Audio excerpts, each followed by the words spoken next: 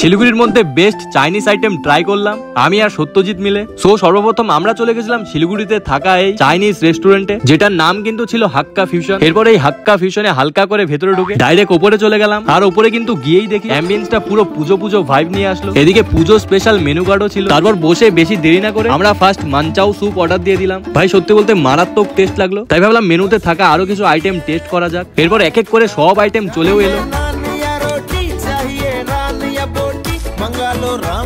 আমি তো ভাই এত কিছু দেখে সামলাতে পারছিলামই না, তাই বেশি দেরি না করে এক এক করে খাবার খাচ্ছিলাম। কিন্তু ব্যাপারটা হচ্ছে আমি এখানে খাচ্ছি, মাথা কেন নাড়াচ্ছে। ডেইলি সিরিয়াল দেখে শিওর। সত্যি বলতে আমার অনেস্ট রিভিউ বলি, খাবারগুলো এত টেস্ট লাগছিল আমরা আরো আইটেম অর্ডার করেই যাচ্ছিলাম। চামচ দিয়েছে বাট হাত দিয়ে খাচ্ছিলাম। দেখো যেখানেই যাই বাঙালি ভাবটা কিন্তু থেকেই যাবে। তাই এই চাইনিজ রেস্টুরেন্টেও কিন্তু পুজো স্পেশাল অ্যাম্বিয়েন্সটাও করেছে এবং পুজো স্পেশাল মেনু কার্ডও বের করেছে। আর হ্যাঁ, এটার লোকেশন হচ্ছে সেবক রোড ডন বস্কো মোড়ের পাশেই একদম এই হাক্কা ফিউশন দ্য চাইনিজ রেস্টুরেন্ট।